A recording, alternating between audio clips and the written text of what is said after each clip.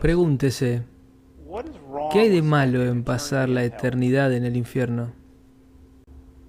Bueno, me dijeron que hace bastante calor allí, por ejemplo. El Dr. Craig no está ofreciendo una visión alternativa sobre la moralidad. El punto principal del cristianismo, o eso es imaginado, es salvaguardar el bienestar eterno de las almas humanas. Felizmente, no hay absolutamente ninguna evidencia de que exista el infierno cristiano. Creo que deberíamos analizar las consecuencias de creer en el marco teísta de este mundo. ¿Y cuáles serían esos pilares morales realmente?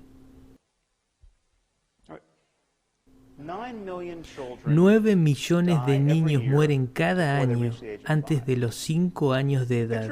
Piensen en el tsunami de Asia del tipo que vimos en el 2004, que mató a 250.000 de personas, uno de esos cada 10 días, matando solo a los menores de 5 años. 24.000 niños por día, 1.000 por hora, 17 más o menos por minuto. Es decir, que antes de que pueda llegar al final de esta frase, algunos pocos niños habrán muerto en terror y agonía.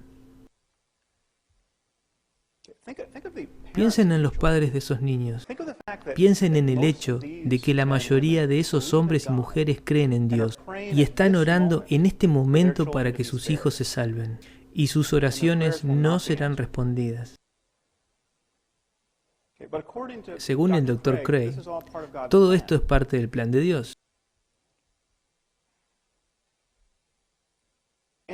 Cualquier Dios que permita que millones de niños sufran y mueran de esta manera, y que sus padres sufran de esta manera, o no puede hacer nada para ayudarlos, o no le importa ayudar, por lo tanto, es impotente o malvado. Y peor aún, según la visión del Dr. Craig, muchas de estas personas se irán al infierno, porque le están orando al Dios equivocado. Piensen sobre eso. Por causas ajenas, nacieron en la cultura equivocada, donde adoptaron la teología equivocada y se perdieron la revelación. Hay 1.2 mil millones de personas en la India en este momento. La mayoría de ellos son hindúes, la mayoría de ellos por lo tanto son politeístas. En el universo del Dr. Craig, no importa qué buenos sean estas personas, si le estás orando al dios mono Hanuman, estás condenado. Serás torturado en el infierno por la eternidad. Ahora, ¿existe la más mínima evidencia de esto? No. Solo lo dice en Marcos 9, en Mateos 13 y Revelaciones 14. Así que Dios creó el aislamiento cultural de los hindúes. Él ingenió las circunstancias de sus muertes en ignorancia de la revelación, y luego Él creó la sanción para esta ignorancia, que es una eternidad de tormento consciente en el fuego.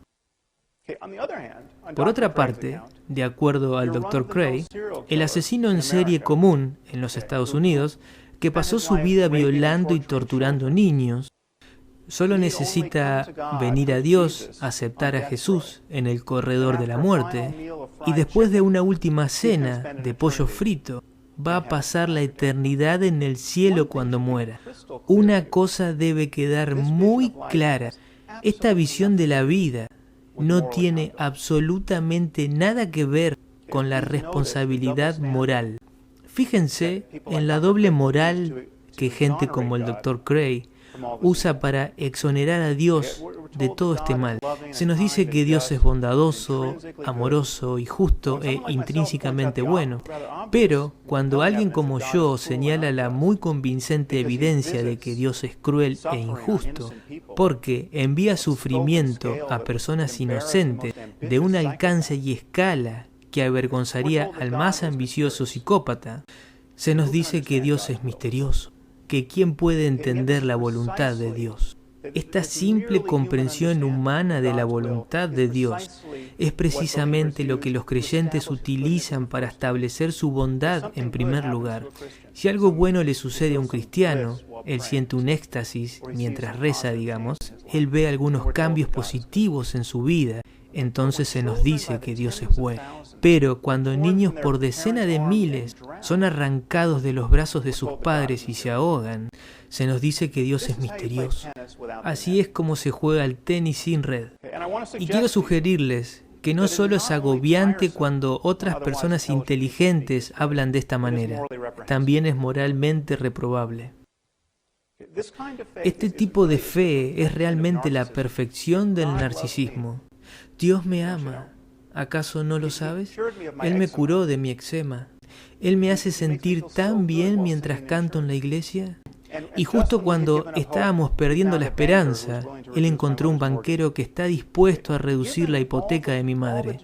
Teniendo en cuenta que este Dios tuyo no logra realizarse en la vida de los demás, dada a la miseria que está siendo impuesta en algún niño indefenso en este instante, este tipo de fe es obscena.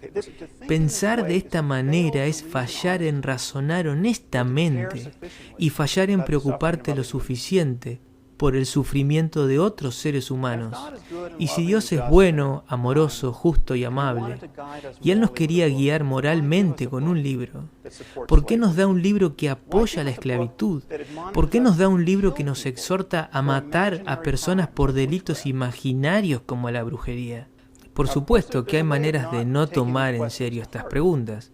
De acuerdo a la teoría de mandato divino del Dr. Craig, Dios no está obligado a obedecer los deberes morales. Dios no tiene que ser bueno. Lo que sea que Él ordene es bueno.